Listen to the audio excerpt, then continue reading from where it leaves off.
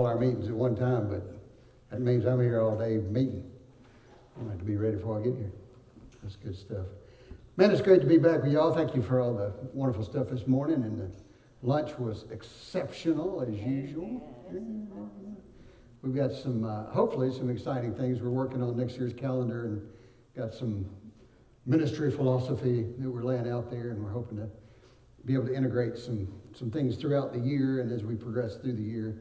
More to come. I'm teasing y'all with all this stuff, but some exciting things, and so we're hoping to look forward to more of those meals with intentionality and get together in fellowship and love on each other and that kind of stuff.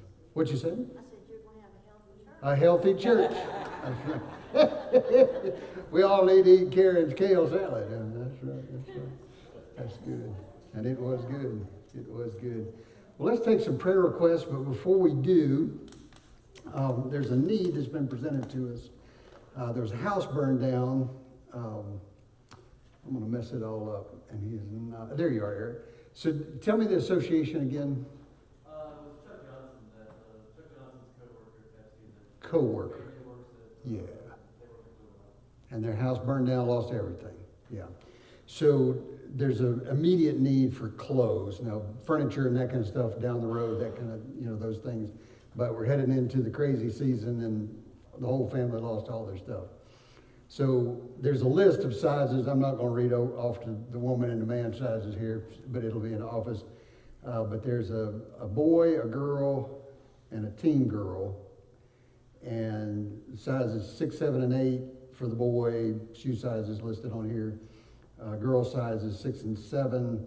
And then the teen girl size 0 and 5, 7 medium shoes. That's what that's saying. Size 0 and the teen girl size there. But then the lady and the man. But anyway, if you got some clothes or want to donate to that thing, Eric's going to be our lead for that and collect them up for us. If you want to bring them to the church office this week, and if you want to see the sizes or write them down on here before you go, be an opportunity for us to reach out to some related community folks that have lost fire. Whew, I don't fear that, but what a terrible thing to stand there and see all your possessions go up in smoke like that. And life certainly is a more important thing, but then the reality of what do you do from there? Whew. Anybody in here gone through a house fire? Just curiosity, learning y'all stuff. Barn burned down. Yeah, of stuff. Stuff. Yeah. I mean stuff. Stuff with stuff. Yeah. No, yeah. Just stuff. Yeah. No, I got you. Yeah, the testimonies from Katrina were amazing. We were amazed the differences because the difference between the Gulf Coast of Mississippi, the hurricane came in and it just left a slab. It took the whole house out in the ocean, right? And so they didn't have much to clean up and to get rebuilding. But all of us in New Orleans, because it flooded, we had to clean out all our stuff and throw it on the street before we could get to cleaning the house up and rebuilding. So that was a triple threat. The 9th district back? It is back partially. The problem is a lot of that was rental property, and so the few homeowners have done some things. Some of the big Hollywood folks that came in and built stuff kind of built junky stuff, and it's really in bad shape. But the interesting thing about Louisiana, this is just an extra thing for y'all. French government, right? They divide things up in long, narrow strips. So the 9th Ward actually includes the seminary. So that's why you always heard it, the lower 9th Ward. Highway 10 divided the upper and lower in the 6th, 7th, 8th, 9th, 10th wards. And so the lower 9th Ward was due south of the seminary I went to. So I was in the 9th Ward and had the flooding and stuff, but we were behind the embankment that everybody talked about and that kind of stuff. So our flooding was different, but the 9th Ward was just across the street, literally. The last I saw, they'd gone through and did a documentary, and it was just like Katrina left. Yeah. They It hadn't been a lot of change over there. Landowners have come back, but Six Flags, I mean, that's probably the most spooky place you could go right now is, can you imagine an amusement park like Six Flags? And they've done nothing to it. It's covered in seaweed and moss and trees growing up in it and all the rides sticking up out of it. And, whoa. Anyway, what a mess. And that's life, isn't it? Bourbon Street went back the next day, didn't it? Bourbon Street never shut down. Never shut down. They were partying all night long through the storm.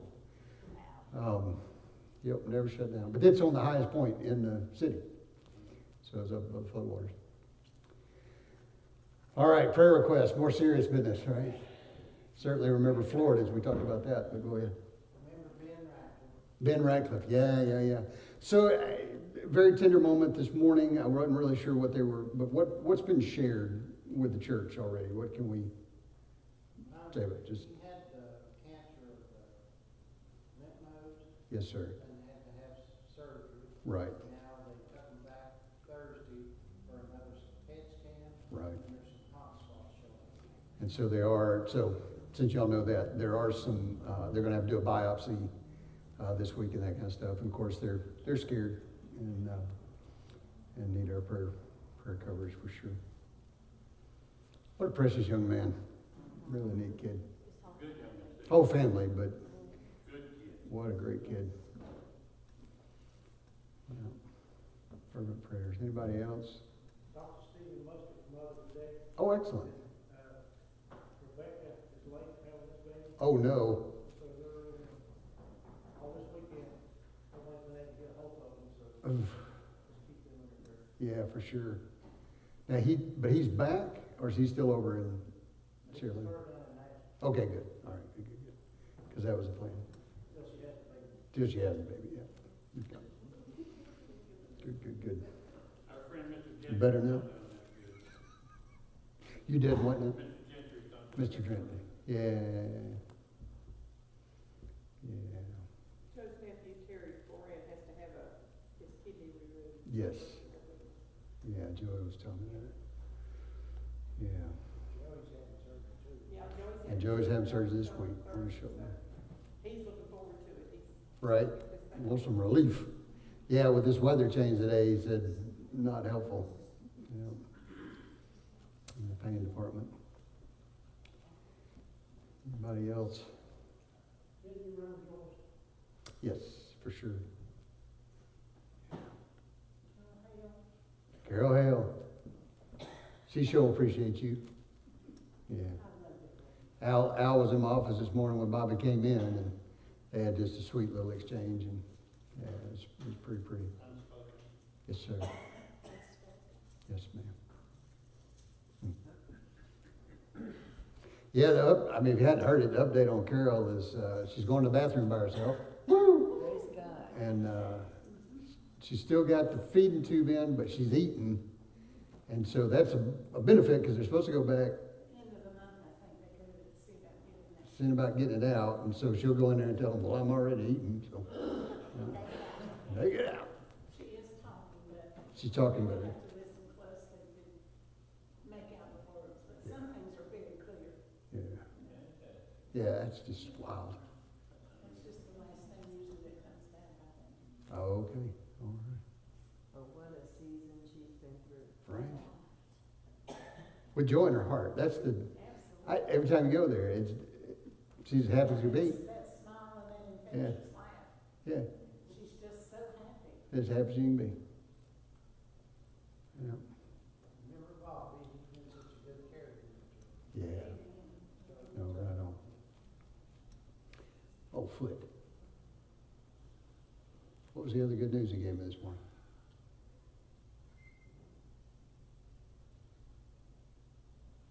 I'm totally blanking. It's one of the other kids, and there's been a major movement in their life back toward Christ. I am blanking. My apologies, but anyway, there's praise there in that as well. Praise for the two couples, new couples who were here this morning. Oh, excellent. Al and I met them. Oh, One good. of them, no, we met both of them, but I can't remember names. Nice. But they were young couples and excited to be here and excited for the church, so. Excellent. Yeah, excellent. Yeah, last week was real sweet to me after the choir sang and I preached or whatever walking around. And I couldn't make my way through there with my family. Everybody was stopping me along the way, but there's a lot of it is people are looking and they're hurt and they're trying to find. But in addition to that, with our precious Methodist brothers and sisters around that are going through the chaos in their churches right now, I'm not a sheep stealer. You go where you need to go, where the Lord's called you to go and stuff. But I know there's a lot of folks that are concerned about their church's health and future, and they're looking to us as a possible place to come to. So, yeah. Sweet. Anything else? All right. Well, let's go before the Lord in prayer, and then we got a special treat tonight. Edie Mae's going to play for us while we sing.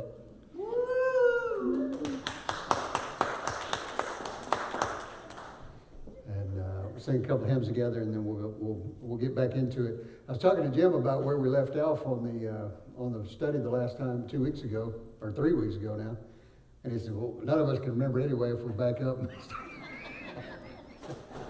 But I got it. She'd tell me. She got it written down.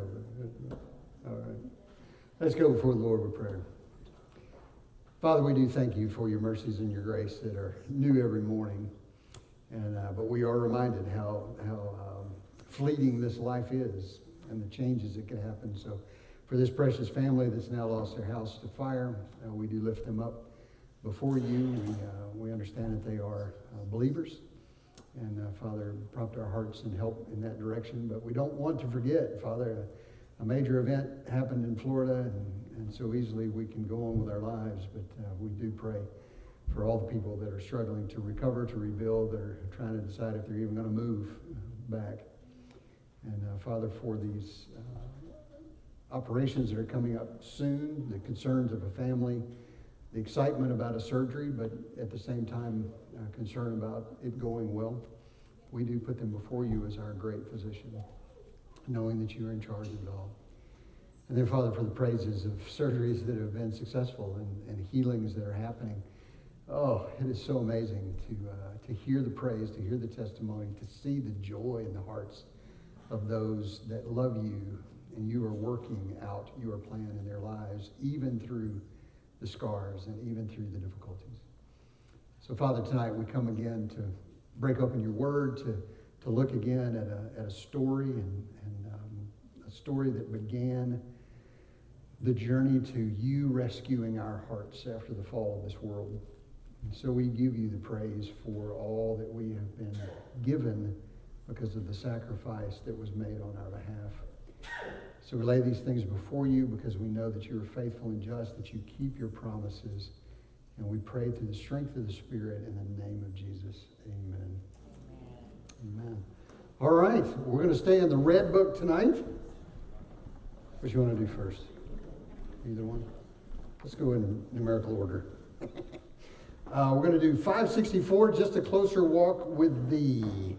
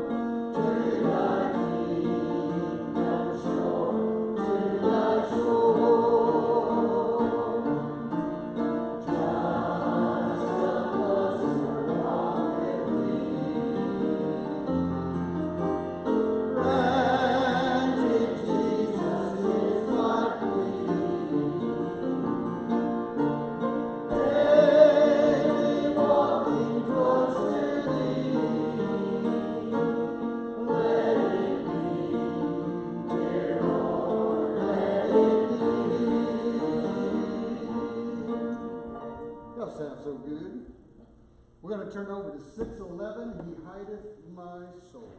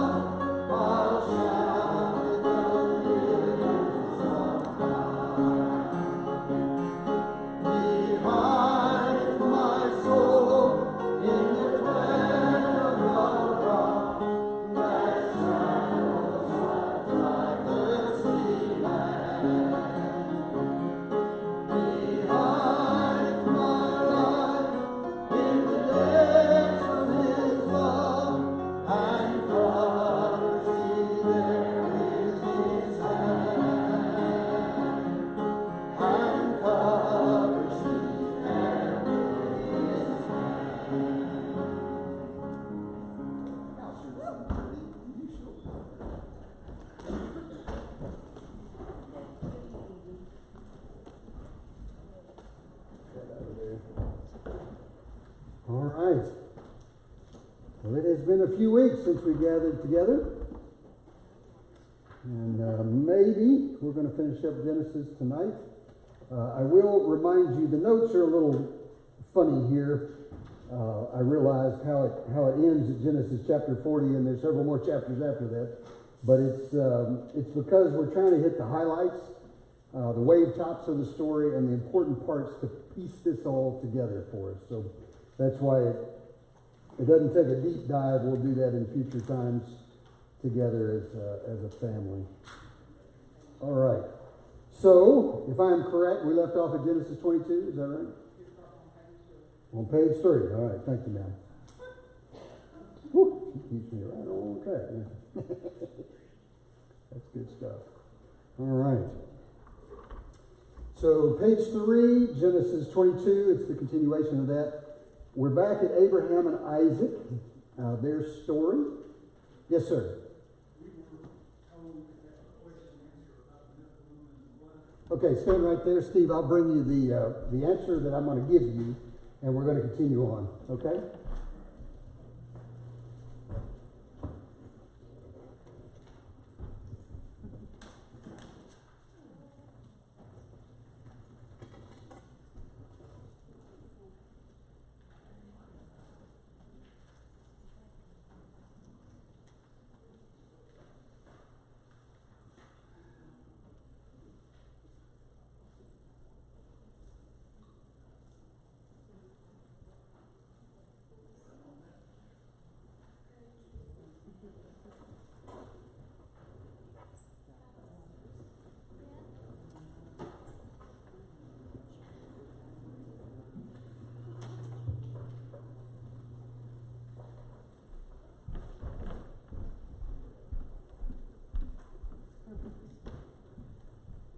After you've read this, I'll entertain that question.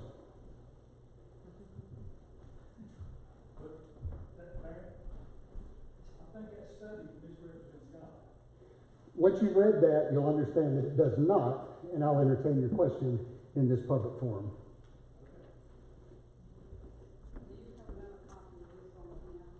I do.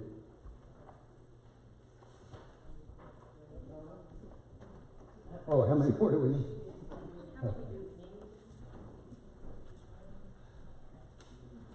One more, please. Does anybody else need a copy for this week's? Okay, I'll go make another copy. All right.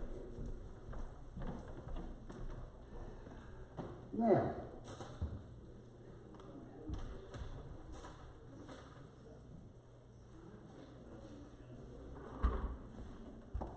so Genesis 22, the story of Abraham on 2 levels. Again, we want to make sure that when we're thinking about Abraham, we are in early stages. Abraham has come into the land of Canaan. We are progressed from Noah, his generations, right? Abraham comes to the mud brick gate. We've gone through some of the story already about his journeys on to Egypt. And now he's returned back to Canaan and he's settled. So Abraham and Isaac is the first level of Abraham's story here in chapter 22 especially. God the Father and God the Son. Abraham did not see it this way, but we do looking backward through the cross. This story about Abraham and Isaac is pretty easy for us now, 4,000 years removed from it, to see the parallels with Jesus. But the Hebrews wouldn't have seen it that way. And that's the issue with the division between the Ishmaelites, we call them Muslims, right? And the Jewish people, and then us Christians as we are grafted into them. Along the way, the story's gotten muddled up in the Ishmaelite mind because all they saw was the concept of the sacrifice that happened. All right?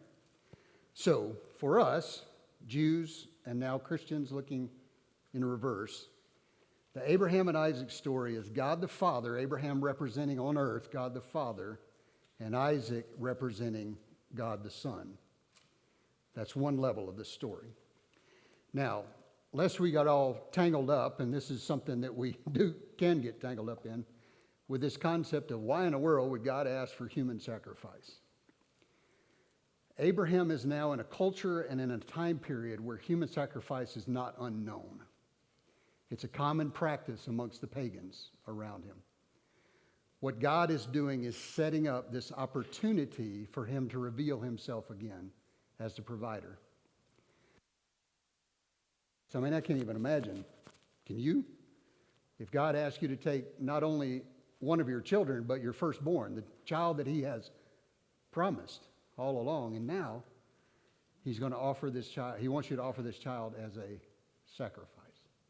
So in the culture, he's looking at it, and he's like, well, okay, my God that I believe in, the one true God, is asking me to do what my neighbors would have been asked to do. But then the story gets better, doesn't it? Yeah. So the second level, lessons from Abraham's test. So we see in chapter 22, Abraham does three things, right in your notes there. It's immediate obedience. He rises early to go do what he needs to do. It's enduring obedience. They travel to the third day to get there. And then absolute obedience. He took the knife and was about to follow through on the task. What a story for us. The Abraham story is deep. It's not about human sacrifice. It's about obedience. Has God ever asked you to do something strange?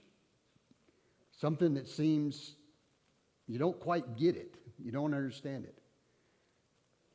And what is our response? What should be our response? If God is calling us, it should be immediate. Now, you got to temper that a little bit. The way you create a cult is with a big personality that then says, hey, the end is coming soon. Everybody should drink this Kool-Aid that's got poison in it, and we're all going to meet together in the heavens. That's not what we're talking about. That's not where we're headed. And this is the problem with cults like that. When I say immediate obedience, we have the Bible to go by. We have the teaching that we've been given. One of the things that breaks my heart is people that are so full of the Spirit that God tells them to do all kind of stuff in this day and age, right? And they go off in some crazy direction following God's plan, but not really testing it against what God has said before. In this case, God said, I will multiply you like the sands of the seashore. I will multiply you like the stars in the heavens. Therefore, this miracle of a child being born, he goes in obedience because the promise still stands that I will multiply your generations. I can't imagine having to make that decision, walking down to that step. But when God calls us in,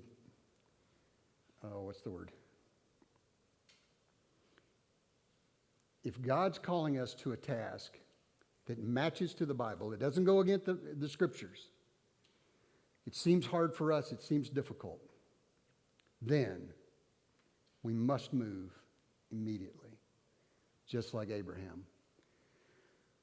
That obedience has to come. Our sermon this morning, we talked a little bit about Daniel enduring in his prayers for 21 days before the work happened, right?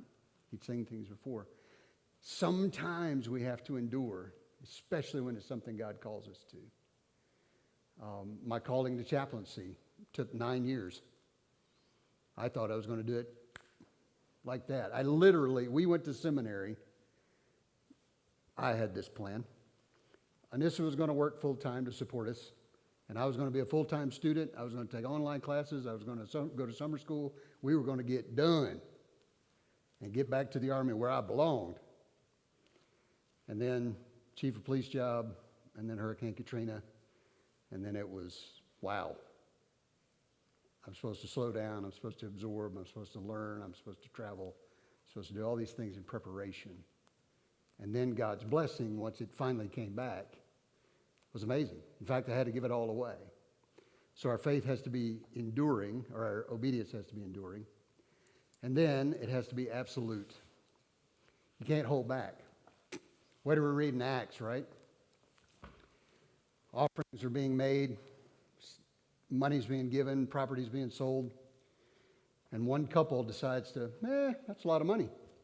We can give a lot of money to God and still have a little bit to take care of the stuff we need to take care of. And their lives were taken, right? So our obedience has to be absolute. Are you sold out? Are you sold out like Abraham? Can you claim that? Is your obedience to God absolute? There's a story to hold on to. All right. The Lord will provide. This is where it gets beautiful. Many parallels with Calvary. Okay?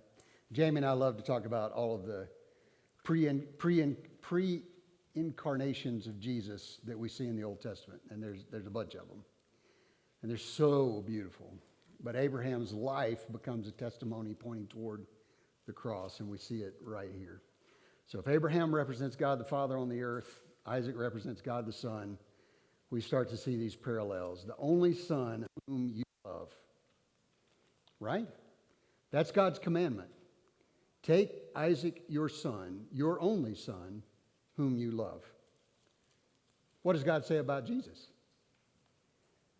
At his baptism, that's my boy. I love him, and I'm proud of him. That's the Hoot translation. All right? That's my boy. He's my only begotten son. I love him, and I'm proud of him. That's what he tells him to do with Isaac. All right? Moriah, he tells him to take him to Mount Moriah, associated with Jerusalem. Now, this is wild stuff, the way God does, orchestrates through time. Mount Moriah is the pinnacle of Mount Zion, right? You're familiar with, or the Temple Mount today. It is also what the Muslims claim was where Muhammad took his midnight flight through the heavens, and the horse's hoof touched down on the pinnacle of Mount Moriah. This is why we fight over the Temple Mount in Jerusalem. The Al-Aqsa Mosque is built on top of the Temple Mount in Jerusalem. But here's God's funny humor. And God's not real big on preserving artifacts, right? We have to destroy the bronze serpent in the wilderness. We don't know where the Ark of the Covenant is. God doesn't like to leave those kind of things hanging around because we tend to worship them. But on the Temple Mount itself, those that go with me this December will see, there's a little tiny, I don't know what you call it, but a little building over a bare rock. It is the foundation stone of Mount Moriah. It's not in the mosque. It's not where the temple was. It was just kind of like when we were putting my septic tank in the other day, Jim, and we ran into a rock. We just kind of leveled everything out to where the rock was. Set the tank on top of that. That's how they built the Temple Mount. They leveled everything out to that high peak. And now it stands by itself. This is the place that Abraham is taking his son. This is the place associated with Jerusalem that Jesus will go and make that ultimate sacrifice on Golgotha. All right, so there's that parallel. Father, Son, and two others present. Isn't that a beautiful thing? There's two servants that go with him onto the place. At the foot of the cross, we have servants. Third day associated with resurrection. It takes 3 days to get to the place of sacrifice. Jesus is going to be buried and raised on the third day. And then the Son, did you catch that one in the story? The Son bore the wood for the sacrifice, like Jesus bore the cross. Both of them together. Genesis 22, 6 through 8. Father and Son in one location. Father and the Son in one location. Psalm 22 is what Jesus is bringing to mind in its fullness. God did not turn his back on Jesus. He's omnipotent. He was never more pleased than at this moment. Let's take a look at that. If you got your Bibles, turn to Psalm 22. And we'll tie that in together.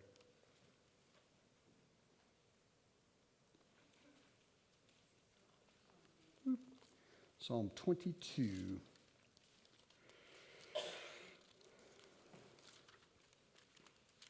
Let's see. Oh, yeah, it's fairly long. We won't read all of it, but let me see if I can pull out the parts. So Psalm 22 starts out, this is a psalm attributed to David.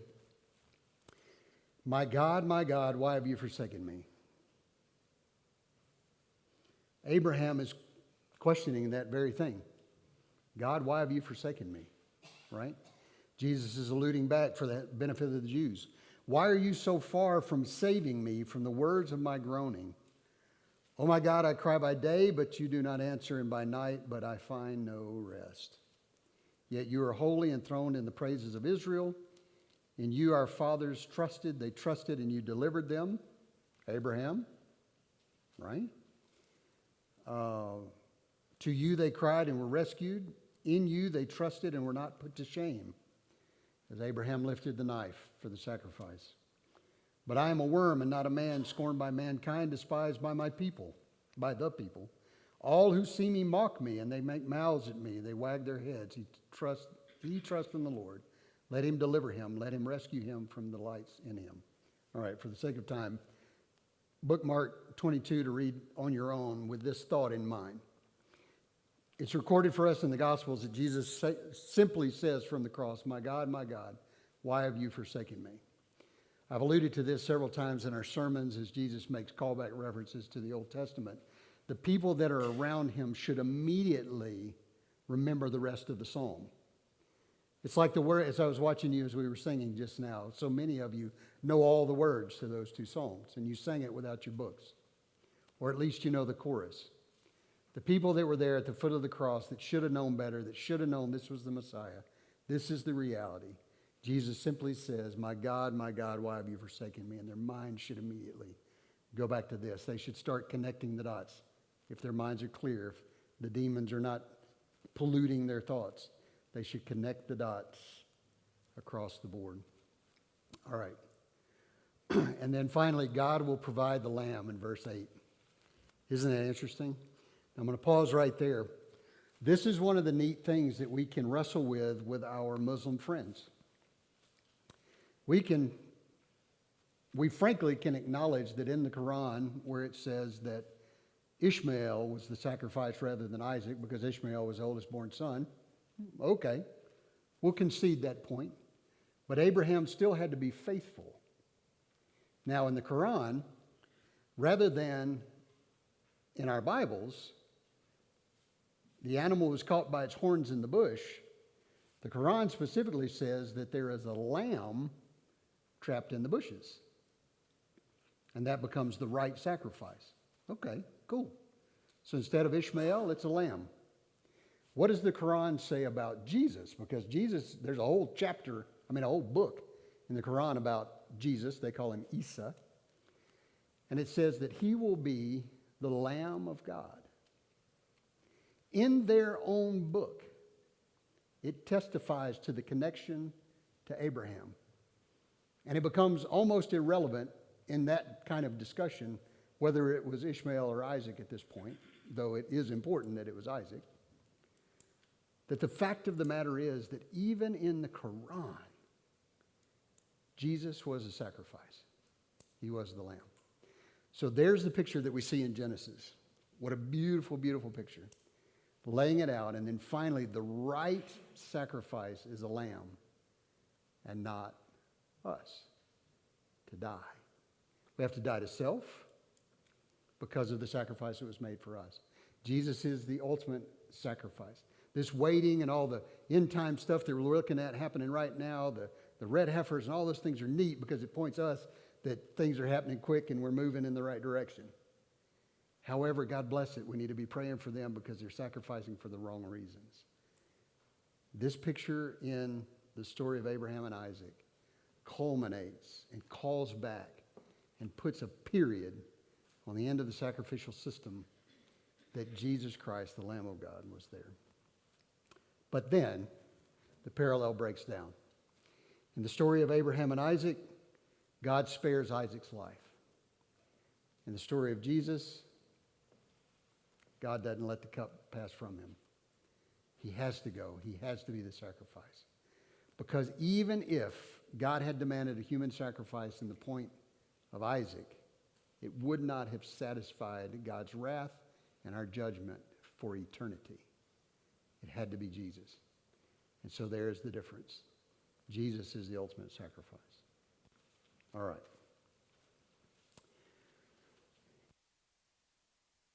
Am I starting to cut out? Yeah. Probably need to change batteries eventually. Genesis chapter 23. Sarah dies, 127 years old. All right, let's turn, if you got your Bibles, go ahead and turn to Genesis 23. This is an interesting journey here that we don't necessarily understand in our time.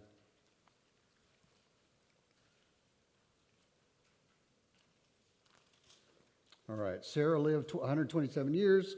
These were the years of life of Sarah. Sarah died in Kiriath Araba, that is Hebron. Oh, I forgot to bring my map down. Nah, I'm just going to go point. So where is Hebron?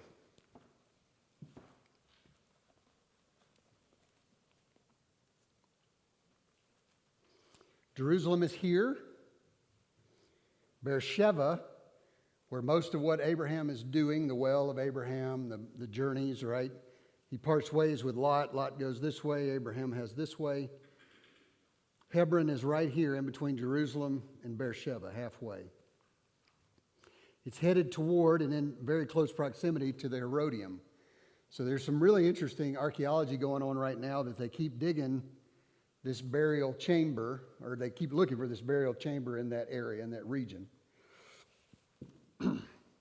Hebron is right in the middle of the land of the Hittites. Now, this is where I'm going to get really twisted up. Some people can get twisted up. Because the Hittites, as a people, don't exist until a couple hundred years after Abraham's time. But this is where genealogies are important, Jamie. One of Cain's sons, right, the Canaanites, one of Cain's sons is, I just forgot his name. Hittites is, anyway, is where we get the word Hittite from for this group of people. They are ancestors. They are related to Abraham. So his discussion is not necessarily trying to buy land from a foreign enemy, but these are ancestors from Noah's time. All right? Hebron in the land of Canaan, and that's why it specifically says that. Abraham went in to mourn for Sarah and to weep for her, and Abraham rose up from before his dead and said to the Hittites, I am a sojourner and a foreigner among you. Give me property among you for a burying place, that I may bury my dead out of my sight. So Abraham is trying to go outside of the lands that he has, that he's been farming, that he's been grazing for his sheep, and find a place so they can be buried. In his grief, he can bury his family out of his sight. Here's my Lord, you're a prince among God. They recognize who he is, right? Among us, bury your dead in the choicest of our tombs. None of us will withhold from you a tomb to hinder you from burying your dead. So Abraham rose and bowed to the Hittites, the people of the land. And he said to them, if you are willing that I should bury my dead out of sight, hear me and entreat for me Ephron the son of Zohar, that he may give me the cave of Machpelah, which he owns. It is at the end of his field. For the full price, let him give it to me in your presence as a property for a burying place. Then there's this discussion where Ephron says, man, I'm going to give it to you. You're grieving. You want to bury your dead. And Abraham says, no. I want to buy it at full price. I don't want you owning anything over this. I want to buy it. So the field of Ephron in verse 17 in Machpelah which was to the east of Mamre. The field with the cave that was in it, and all the trees that were in the field throughout its whole area was made over to Abraham as a possession in the presence of the Hittites, before all who went in at the gate of his city. After this, Abraham buried Sarah his wife in the cave in the field of Machpelah, east of Mamre, that is Hebron, in the land of Canaan. And the field and the cave that's in it were made over to Abraham as property for a burying place by the Hittites. Agricultural land was precious, is precious in Israel still to this day. Not quite as abundant, although it's getting bought up by folks as in Bland County. People died and had to have a place to go. So even in some places to this day in Israel, the practice was to bury the body. So we start to see a foreshadowing again of what's going to be treated with Jesus. A tomb would be cut out, usually a family tomb. It might have 3 or 4 shelves in it. It's not exactly like a mausoleum, although we have practiced that a little bit in this country, in that the body was placed in there after the grieving process, along with some things, maybe along with it some food and some other things, until it rotted completely and the next person died. And then some blessed person had the responsibility to go in and either collect the bones if the bones were still intact, or to push all the debris of the body to the back of the burial chamber to make room for the next one.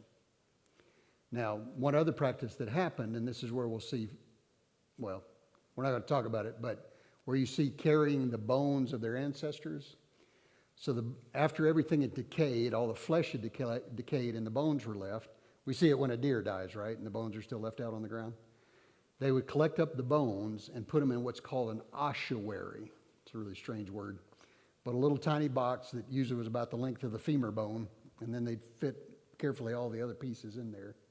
And that was the box that they'd carry with them. So this is a process that's being begun. Abraham is starting a new family burial plot, as it were, at this point with Sarah. All right. This is a unique bargaining process which shows that Abraham is seen as a resident alien. He belongs there, but he doesn't belong there. So he's had to buy this property. It doesn't belong to him directly. All right. Genesis 24, we begin to move forward in this heritage. We're going to move through this pretty quick. Wife of Isaac, a servant is to carefully follow the instructions, and he does. And he's introduced to Laban, which later becomes very important. All right. Then chapter 25, Abraham dies.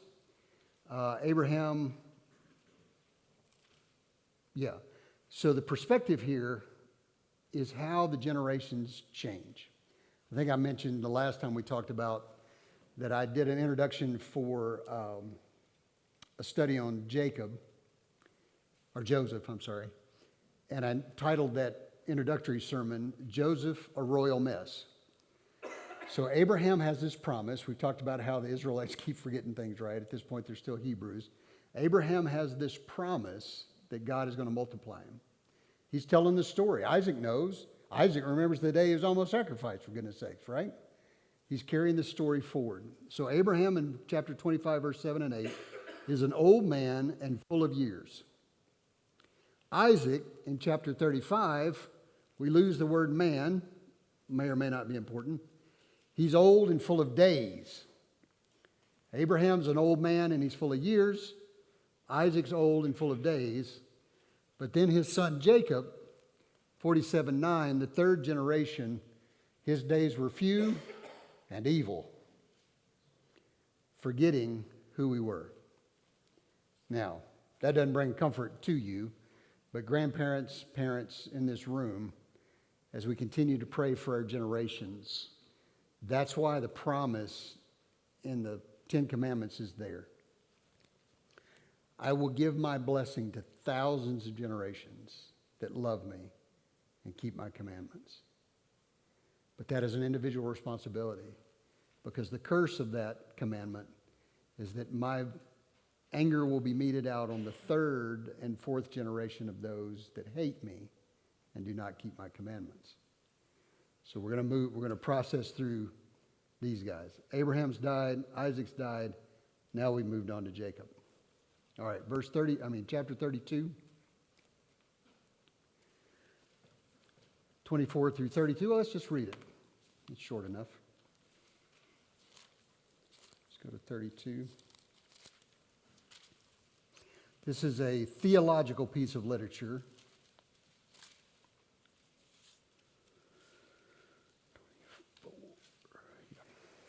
To the end. And Jacob was left alone, and a man wrestled with him until the breaking of the day. When the man saw that he did not prevail against Jacob, he touched his hip socket, and Jacob's hip was put out of joint as he wrestled with him. Then he said, "Let me go, for the day is broken." But Jacob said, "I will not let you go unless you bless me." And he said to him, "What is your name?" And he said, "Jacob." And then he said, "Your name shall no longer be called Jacob, but Israel, for you have striven with God and with men and have prevailed." Israel means striving with God, wrestling with God. Then Jacob asked him, "Please tell me your name." But he said, "Why is it that you ask my name?" And there he blessed him. So Jacob called the name of the place Peniel, saying, "For I have seen God face to face, and yet my life has been delivered." The sun rose upon him as he passed Peniel, limping because of his hip. Therefore, to this day, the people of Israel do not eat the sinew of the thigh that is in the hip socket, because he touched the socket of Jacob's hip on the sinew of the thigh. It's that tradition that we talked about during the Passover feast, that we have the bone, but we don't eat the marrow out of the hip joint, right? All right. Theological piece of literature. Wrestling with God. This distinction between the physical and the spiritual faded away.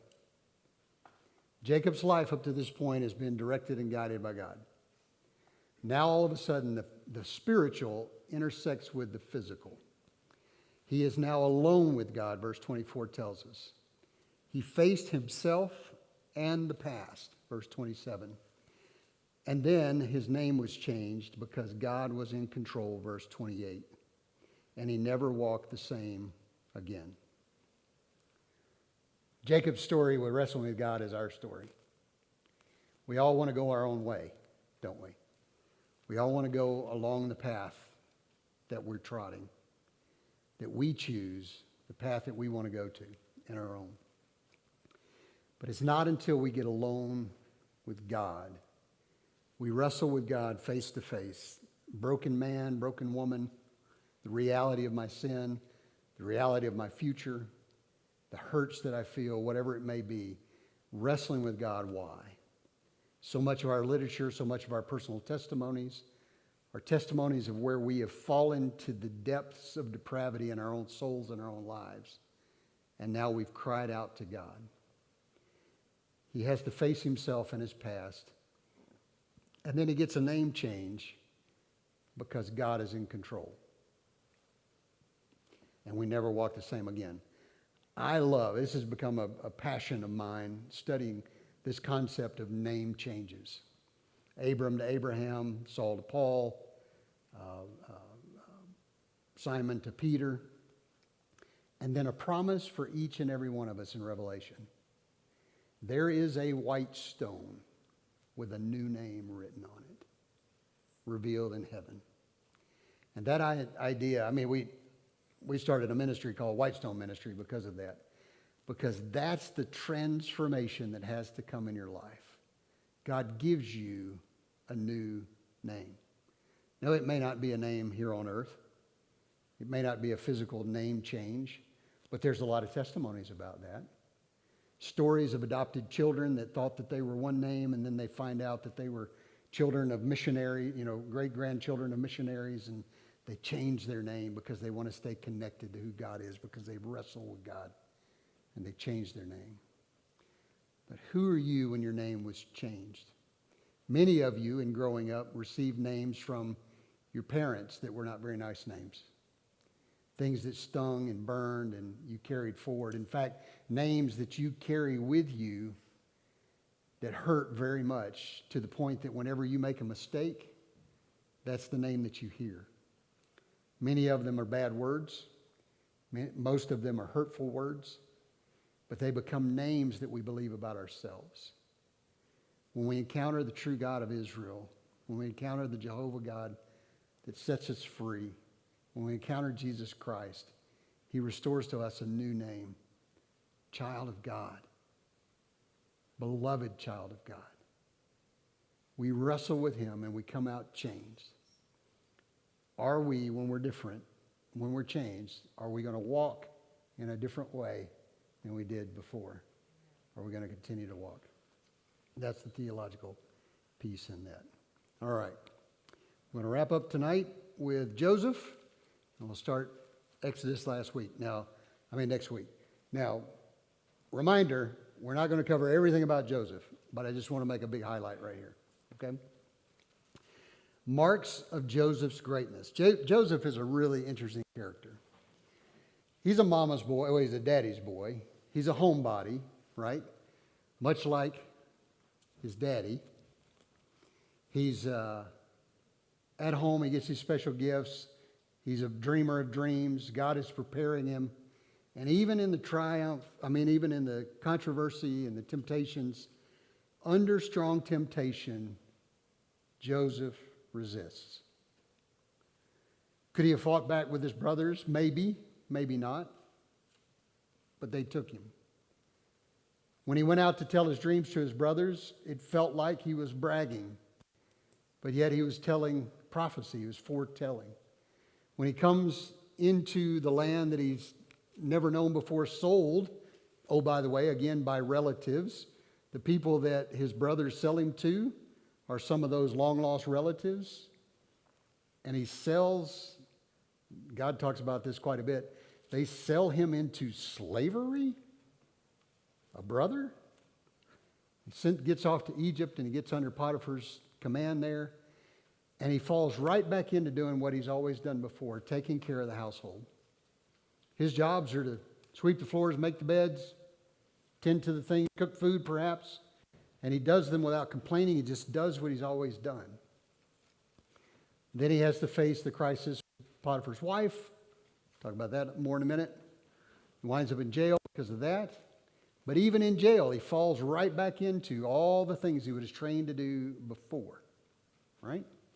He's organizing the jail now, for goodness sakes. You know, sometimes I think about Nancy when I think about Joseph.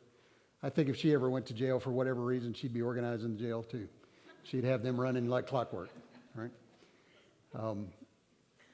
He just had that personality where he couldn't help himself but to help. And he kept working. So even under strong temptation, he resists. Because he respected God, he had the respect for another man's wife. Joseph knew, and he tried to do the right thing. Well, we see that in this day and age, don't we? It has gotten dangerous more than it's been in a very, very long time for a man to be alone with a woman that's not his wife. Because the power of the Me Too movement, the power of the SHARP program that's a mess in the Army, sexual assault that's in the military, all those things, it's a dangerous time to be a man, quite frankly, for the same reasons that Joseph found himself in this moment.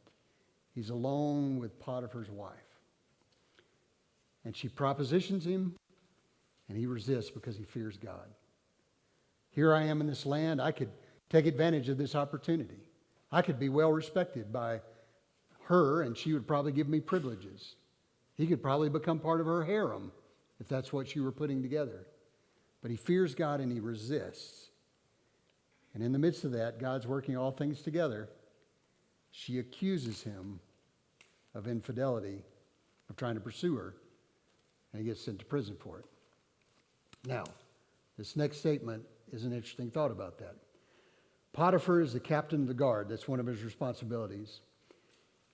It appears he did not necessarily want to punish Joseph because sending him to prison was not the outcome for touching another man's wife. It was death, even in that culture.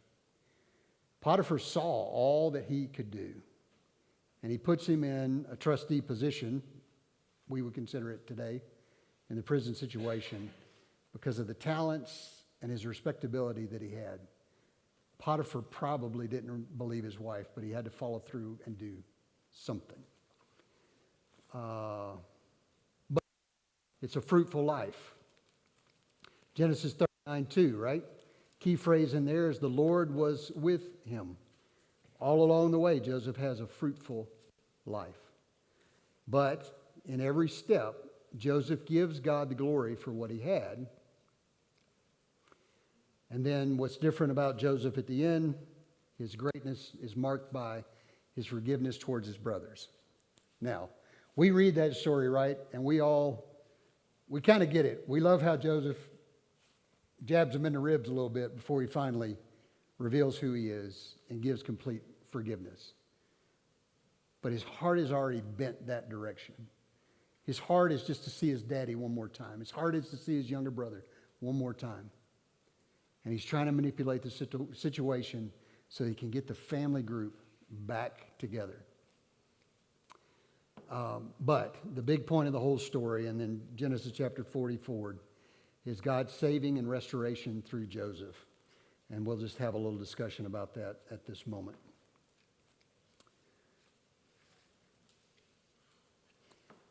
In the midst of our triumph and in the midst of our trials and our hard things in life, we talked a little bit about this morning, God working all things together for good through those who love him and keep his commandments. Joseph is that beginning example of a life lived in obedience and dedication, of doing the next thing, doing the next hard thing, of moving forward. And God uses him to restore the nation, restore Egypt, to protect them through the famine and the coming years. And for God to give protection to the Hebrews. That is the promise that God has for each one of us. If we continue to be faithful, if we continue to walk in obedience, God's plan will be worked out. Had a beautiful moment with Angie just a little while ago talking about, but I don't want to die before God answers the prayers. But we have to. Abraham, Isaac doesn't die, right? Jacob doesn't die. Isaac's dead. Jacob finally gets to see the restoration of Joseph. That's our desire for everybody, for all of our children, right? We want to see their restoration. Joseph gets to do that, but it doesn't always happen. But God's restoration is always moving forward, reminding us that his promises are still true and he desires the best for us. Now, what we'll read next week as we get into the Exodus, a little preview for that, is then we forget. Joseph's lineage plays itself out. Things go well. His family comes. They multiply in the land, in the upper land of Egypt there at the lower Nile. And they're blessed for a time. And then they forget who God is. Oppression comes, and God has to rescue them once again through the next Christological figure that we'll meet. And that guy's name is Moses. So, come back next week. We'll talk about Moses. Whew. We made it through the first book. Maybe we'll make it even. And on to the promised land. All right. Before we leave tonight, Joe Lewis, would you pray us out of here? I want you to pray. I got you.